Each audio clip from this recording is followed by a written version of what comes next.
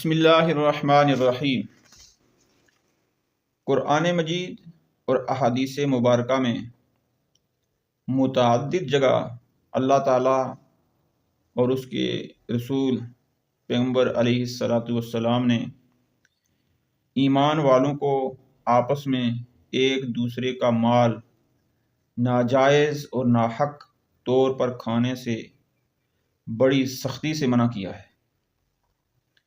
چنانچہ قرآن مجید میں اللہ تعالیٰ فرماتے ہیں، اے ایمان والو، آپس میں ایک دوسرے کا مال ناحق طریقے سے نہ کھاؤ، الا یہ کہ کوئی تجارت باہمی رضامندی سے وجود میں آئی ہو تو وہ جائز ہے۔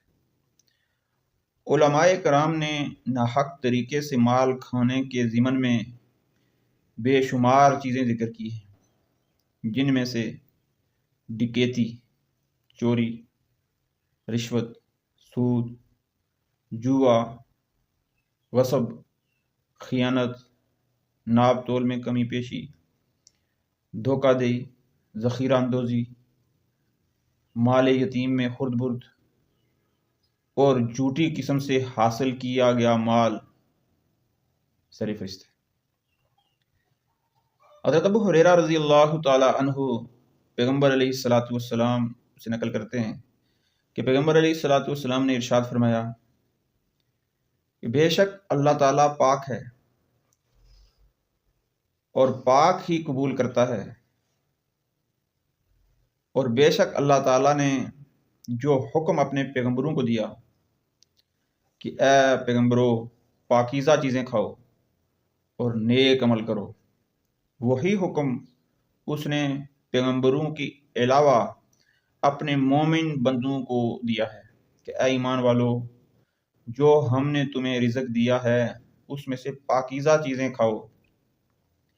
اس کے بعد حضور صلی اللہ علیہ وسلم نے ایسے شخص کا ذکر فرمایا جو لمبے سفر میں ہو، بال بکھرے ہوئے ہوں، بدن پر غبار لگا ہوا ہو، آسمان کی طرف ہاتھ اٹھا کر یا ربی کہتا ہو، اس کا کھانا حرام ہو، اس کا پینا حرام ہو، اس کا پہننا حرام ہو، تو ان سب چیزوں کے باوجود اس کی دعا کیسے قبول ہو سکتی ہے؟ یہ روایت صحیح مسلم اور جامع ترمذی میں بھی ذکر کی ہے۔ اس کا مفہوم یہ ہے، چنانچہ مورخین نے لکھا ہے کہ کوفہ میں مستجاب الدعا لوگوں کی ایک جماعت تھی۔ کوفہ بڑا شہر ہے۔ جب کوئی حاکم ان پر مسلط ہوتا تو وہ مستجاب الدعا والی جماعت اس کے لیے بد دعا کرتی تو وہ ہلاک ہو جاتا۔ حجاج بن یوسف بڑا ظالم تھا۔ حجاج ظالم کا جب وہاں تسلط ہوا تو اس نے ایک دعوت کی جس میں ان حضرات کو خاص طور سے شریک کیا، اور جب کھانے سے فارغ ہو چکے تو اس نے کہا کہ میں ان لوگوں کی بد دعا سے محفوظ ہو گیا ہوں کہ حرام کی روزی ان کے پیٹ میں داخل ہوگی۔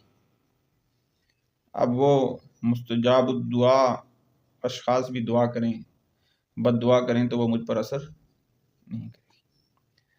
حضرت ابن عباس رضی اللہ تعالی عنہما فرماتے ہیں کہ ایک مرتبہ حضرت سعد بن ابی وقاص رضی اللہ تعالی عنہ نے عرض کیا، یا رسول اللہ صلی اللہ علیہ وسلم، میرے لیے دعا کیجیے کہ میں مستجاب الدعوات ہو جاؤں۔ پیغمبر علیہ السلام نے فرمایا کہ اپنے کھانے کو پاک کرو۔ اللہ کی قسم، جب کوئی شخص حرام کا لقمہ پیٹ میں ڈالتا ہے تو 40 دن تک اللہ تعالیٰ اس کا عمل قبول نہیں کرتا۔ جس شخص کا بدن حرام مال سے بڑا ہو تو اس کا بدلہ سوائے جہنم کی اور کچھ بھی نہیں ہے۔ حضرت ابن عمر رضی اللہ تعالی عنہ پیغمبر علیہ السلام سے نقل کرتے ہیں کہ پیغمبر علیہ السلام نے فرمایا، جس شخص نے 10 درہم کا لباس خریدا لیکن اس میں 1 درہم حرام کا تھا، تو جب تک یہ لباس اس کے بدن پر رہے گا اس کی نماز قبول نہیں ہوگی۔ حضرت علی رضی اللہ تعالی عنہ ایک حدیث نقل کرتے ہیں جس میں یہ روایت کرتے ہیں کہ پیغمبر علیہ الصلوۃ والسلام نے فرمایا، جس نے حرام مال سے کرتا پہنا تو اس کی نماز قبول نہیں۔ اسی طرح پیغمبر علیہ الصلوۃ والسلام نے ایک اور جگہ پر ارشاد فرمایا کہ منہ میں خاک ڈال لینا اس سے بہتر ہے کہ کوئی شخص حرام مال اپنے منہ میں ڈالے۔ حضرت ابو ہریرہ رضی اللہ تعالیٰ عنہ ایک اور روایت نقل کرتے ہیں کہ پیغمبر علیہ الصلوۃ والسلام نے فرمایا، اگر کسی نے حرام مال جمع کیا پھر اس میں سے زکوٰۃ ادا کی یا صدقہ دیا تو اس کو اس کا کچھ اجر نہیں ملے گا، بلکہ الٹا اس کو اس کا وبال ہوگا۔ ایک اور جگہ پر پیغمبر علیہ الصلوۃ والسلام نے ناپ تول میں کمی پیشی کرنے والوں کو فرمایا کہ تم ایسا کام کر رہے ہو جس سے پہلی امتیں ہلاک ہو چکی ہیں۔ ایک اور مقام پر آپ علیہ الصلوۃ والسلام نے فرمایا، ناپ تول میں کمی پیشی سے قحط پڑ جاتا ہے جس طرح زنا کی کثرت سے طاعون مسلط ہو جاتا ہے۔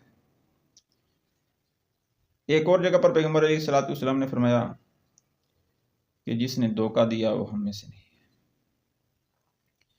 ایک اور مقام پر پیغمبر علیہ الصلوۃ والسلام نے فرمایا،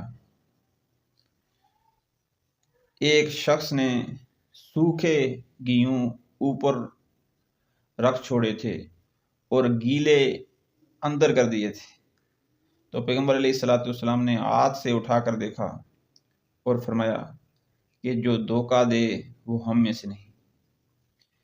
پیغمبر علیہ الصلوۃ والسلام نے فرمایا کہ غلہ مہنگا کرنے کے لیے خطا کار شخص کی روکتا ہے، غلہ مہنگا کرنے کے لیے خطا کار شخص کی روکتا ہے۔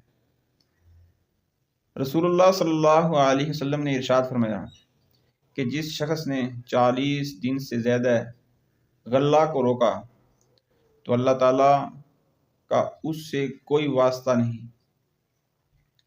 پیغمبر علیہ الصلوۃ والسلام نے ایک اور جگہ پر ارشاد فرمایا، غلہ روکنے والا ملعون ہے۔